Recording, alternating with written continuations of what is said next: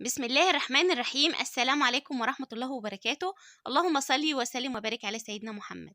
ازيكم حبايبي؟ عاملين ايه؟ يا صباح الفل عليكم. يوم جديد كده ان شاء الله باذن الله. فيديو النهارده هيبقى فيديو حلو جدا. هنوزن ان شاء الله البط، وهنشوف كده الوزن معانا وصل لحد فين، وكمان هنوزن الفراخ البيضة وهنشوف برضو الاوزان معانا ايه. وهنعمل حاجة حلوة جدا هتبدأ تدفي معاكي الطيور بإذن الله.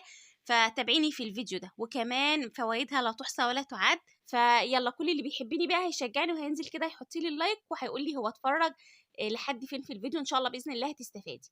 بصوا بقى، تعالوا كده هنخش على تفاصيل الفيديو على طول.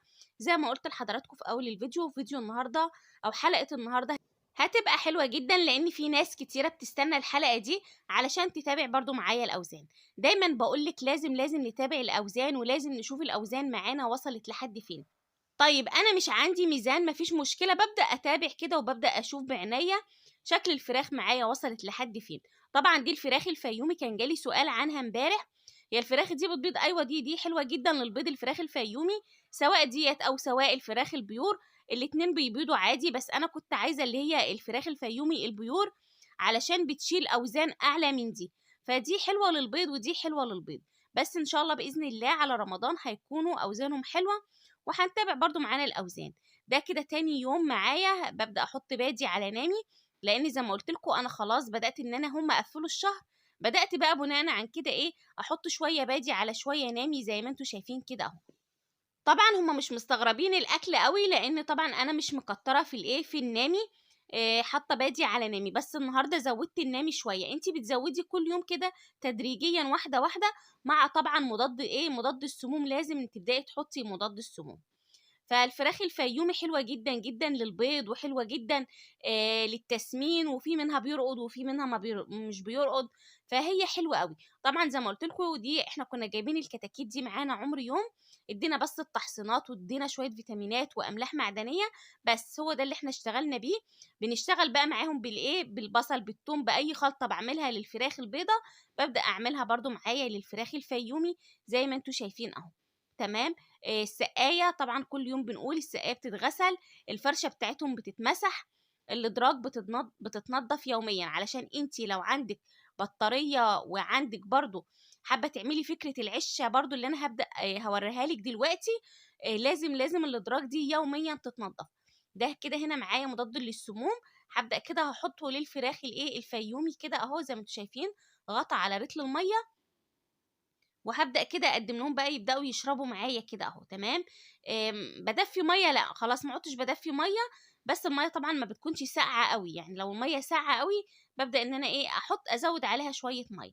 وزي ما قلت لكم المية انا مسايباها بدرجة حرارة المكان، وريتكم قبل كده انا حاطة جراكن في المكان.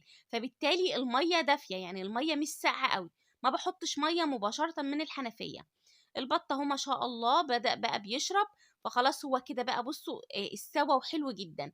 على فكرة انا ممكن الثلاث بطات دول اوزعهم على 3 عيون وابدأ اربيهم في البطارية، بس برضو لمدة معينة. فانا مش معقولة بقى احط اكل فوق واكل تحت وكلام من ده، لا. فانا بقى هاخدهم خلاص، هما كده حلوين قوي ما يتخافش عليهم. غيروا بقى معايا الريشة الصفراء.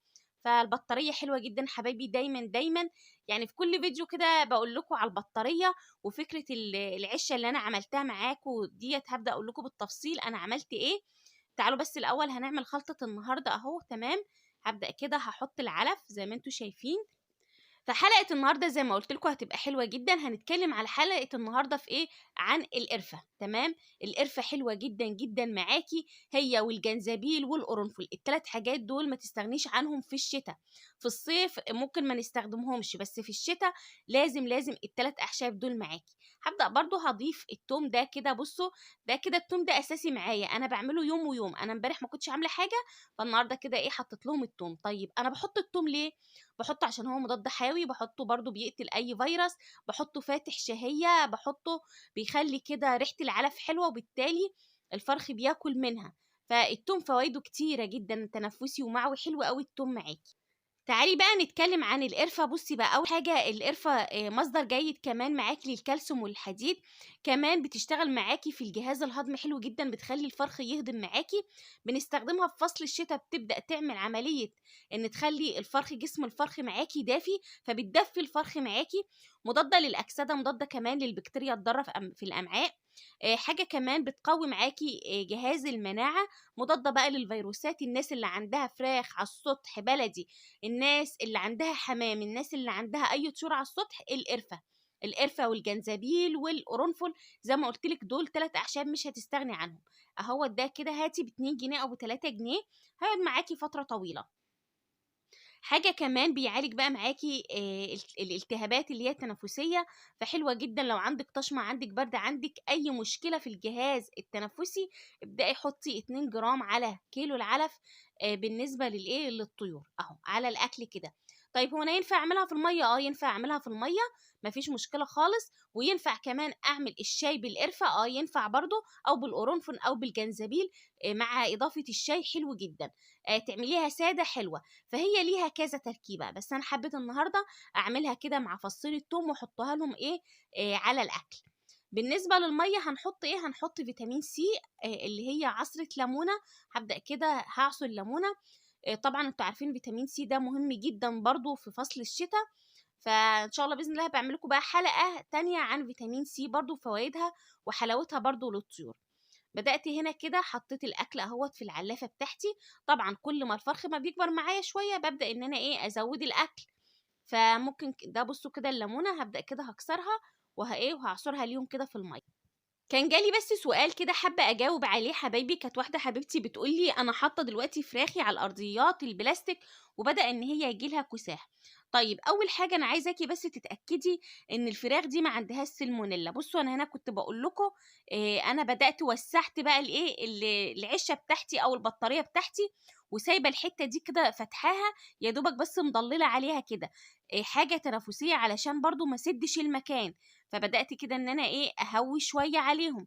انتي بتبدأي تهوي شوية بشوية. طيب هو انا ليه زودت لمبة في المكان؟ لاني انا كنت حطاهم في جزء في العشة كده معاكم في الجنب، وحاطة لمبة وسادة بقية الجزء ده، فكنت مظبطه درجه الحراره. طيب انا دلوقتي عايزه افتح للفراخ، ما ينفعش ان انا افتح لها على الجزء اللي باقي، هتاخد طشمه معايا على طول. عملت شغلت اللمبه دي شويه كده زي ساعه كده ولا حاجه، ولما حسيت ان المكان دفى زيه زي الجزء اللي هم قاعدين فيه، بدات افتح للفراخ. تمام. خدي بالك من النقطه دي، مهم جدا. فانت هتنقلي لازم اللي لو هتوسعي زي ما انا ما وسعت كده، الجزء اللي هتوسعيه لازم يكون بنفس درجه الحرارة اللي هم قاعدين فيها. فبدأت كده ان انا وسعت. دي حبايبي فكرة بطارية انا كنت عاملاها علشان برضو اللي حابب يعمل زيها، ما كلفتنيش والله ولا جنيه. سيبك بقى من النشارة والتبن والكلام ده كله. بصوا هنا بقى وزن البط معايا اهو زي ما انتوا شايفين، عامل 2 كيلو و300 جرام، حلو جدا. طبعا احنا كده قفلنا الشهر فحلو قوي يعني. بصوا الوزن حلو قوي، او النهارده 32 يوم بالظبط. فطبعا الوزن حلو قوي لما يديني وزن 2 كيلو و300 جرام في 32 يوم، طبعا الوزن حلو. جبت كده بطة تانية، هما التلاتة وزنهم نفس الوزن. تمام. فده كان فيديو النهاردة، أتمنى فيديو النهاردة يكون عجبكم واستفدتوا منه بحاجة بسيطة. فيديو النهاردة اتكلمنا عن فوائد القرفة بالتفصيل، حلوة جدا، ابدأي استخدميها للفراخ البيضة. إن شاء الله استنوني في فيديو بكرة، أشوفكم إن شاء الله بكرة على خير، مع السلامة.